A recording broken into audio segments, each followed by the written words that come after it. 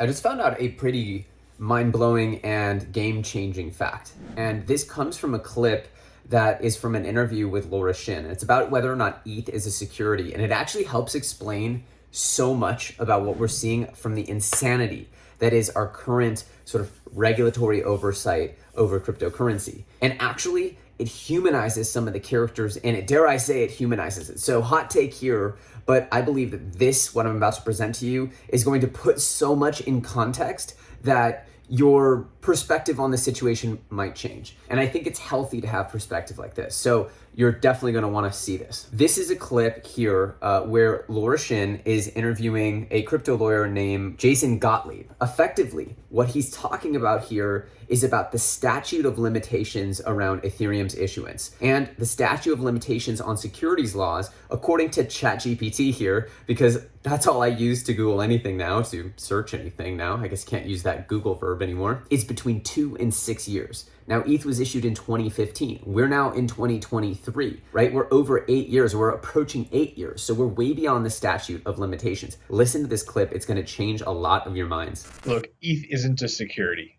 It's frankly pretty obvious to me. But even if it were, it's too late to do anything about it at this point, right? The SEC has statutes of limitations. ETH was first issued before 5 years ago. So there's really very little that the SEC could do about that right now. Now, statute of limitations is a very complicated thing, so there's a lot of asterisks there. We won't get into that here. But I think that Chair Gensler is facing an uncomfortable reality. Even if he wanted to do something about it, there's nothing he could do about it.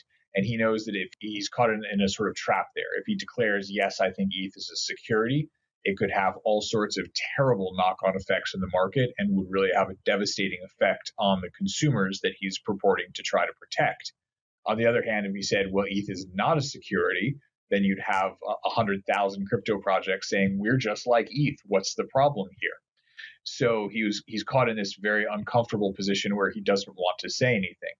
But of course, if you have the chair of the SEC who can't even tell us a basic thing like whether ETH is a security, and then in the same breath tell us, but everything in crypto is very clear. The rules are very clear. The guidelines are very clear.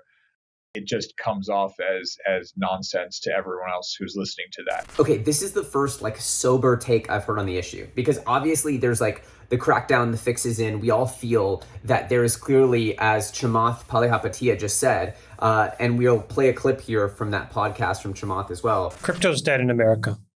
It is dead in America. Crypto's dead in America. I mean, now you had Gensler.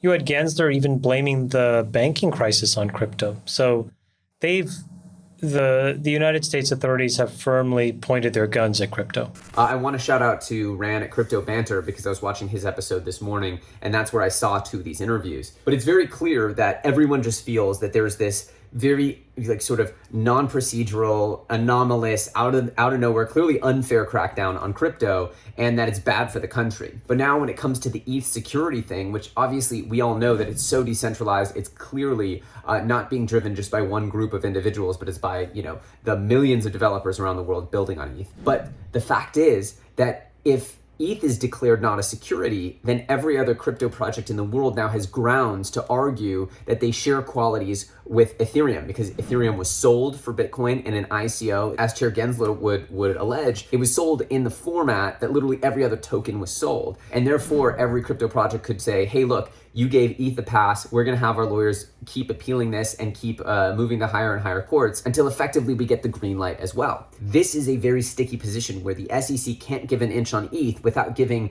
literally a mile and a half to every single crypto project. But on the converse, on the other side, they can't penalize ETH because legally it wouldn't hold water, because they're beyond the statute of limitations, which I did not actually know about that particular detail. So shout out to Mr. Jason Gottlieb. And now you understand a little bit of what feels like the crazy crazy pills that we've been taking as to why we can't get a straight answer out of the regulatory body, because they still want to maintain the ability to police this industry. And we all know that there is fraud and abuse in the industry, though I don't think they need to rely on these particular securities laws to police fraud. I mean, when people are stealing people's money without doing the things that they said they were going to do, that's bad. And we should get those actors out, because there are so many hardworking developers that are pouring their heart and soul into building something meaningful for this industry. Anyway, I just wanted to bring your guys' attention to something that to me quite clearly explains what feels like a nonsense position, to use Gottlieb's his own wording here. And I hope this helps you guys understand that maybe, just maybe, there is a silver lining here, and there's a different context that we can be viewing some of these comments in. Maybe it helps explain things just a little bit without just saying, hey, look, the fix is in. That said, I am looking forward to seeing crypto thrive and pretty much proliferate, probably in other places besides the United States. And that's probably the next, at least short-term era of cryptocurrency. But as always, I remain optimistic. I'm excited to keep DCAing here as the market sags lower. And as always, I'll be keeping you up to date, as I feel like we're going to start to come into sort of the golden opportunity zone here in the next 90 days or so.